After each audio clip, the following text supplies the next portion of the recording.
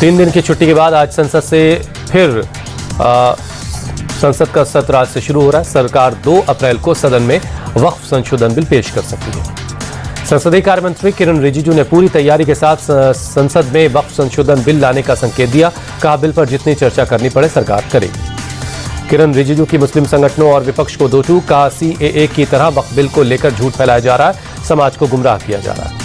किरण रिजिजू ने कहा, देश में अल्पसंख्यक सबसे ज्यादा सुरक्षित, कोई किसी की जमीन कैसे छीन सकता है, ये देश संविधान और कानून से चलता है।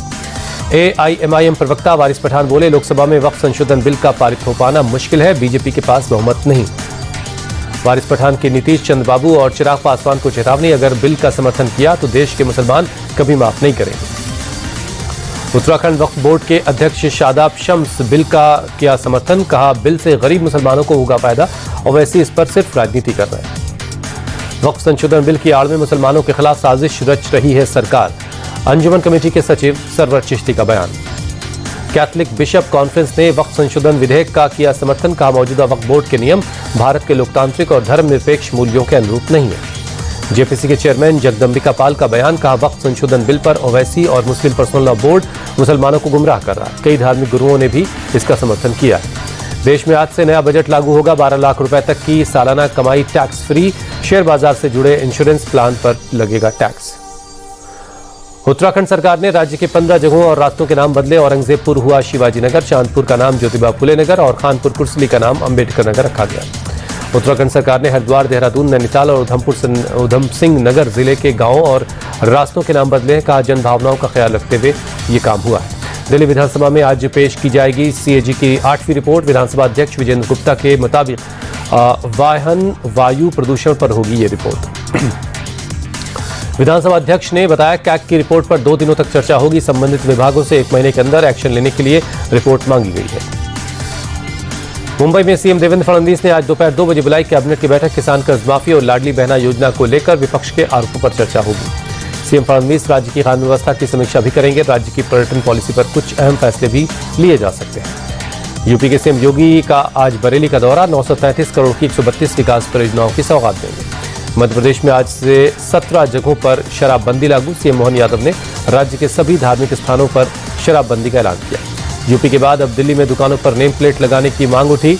जंगपुरा से बीजेपी विधायक तरविंदर सिंह मारवा ने मांग की, सभी दुकानों पर दुकान के मालिकों का नाम जरूरी है। एक्शन में दिल्ली की सीएम रेखा गुप्ता देर रात सैमपुर बादली में सड़क निर्माण के काम का निरीक्षण किया। अधिकारियों को जरूरी दिशा निर्देश दिए।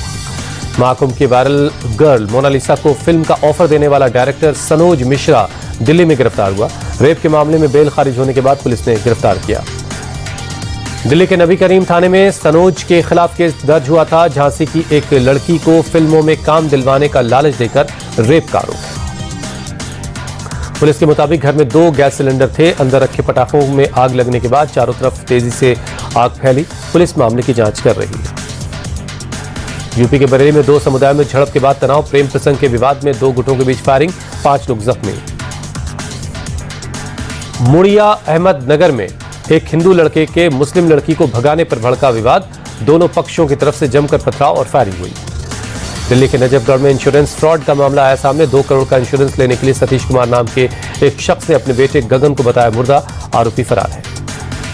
पुलिस के मुताबिक इंश्योरेंस के लिए 5 मार्च को फर्जी बाइक एक्सीडेंट करवाया गया। शमशान से फर्जी सर्टिफिकेट बनवाया गया और गांव वालों को तेरहवीं का भोज भी खिला दिया गया। जांच के बाद खुली पोल। दिल्ली के छतरपुर में श्री आद्या कात्यायनी शक्तिपीठ मंदिर में भक्तों का लगा तांता। चैत्र नवरात्रि के 30वें दिन लोग पूजा अर्चना कर रहे हैं। आज से चैती छठ महापर्व की शुरुआत। बिहार के औरंगाबाद में श्रद्धालुओं ने किया नहाय खाया अनुष्ठान। म्यांमार में भूकंप से मरने वालों की तादाद 2059 तक पहुंची। 3900 से ज्यादा लोग जख्मी हैं। 270 लोग अब भी लापता हैं। म्यांमार में आए भूकंप के बाद यूएन की बड़ी चेतावनी। देश में भुखमरी और बीमारी का प्रकोप बढ़ सकता है। भूकंप के बाद एयरपोर्ट, सड़कों और इमारतों को हुआ है भारी नुकसान। म्यांमार में आए भूकंप के बाद चीनी बचाव कर्मियों ने 6 लोगों को बचाया। शुक्रवार को 7.9 तीव्रता का भूकंप आया था। IPL में आज लखनऊ सुपर जायंट्स और पंजाब किंग्स के बीच मैच। लखनऊ में शाम 7:30 बजे शुरू होगा मुकाबला।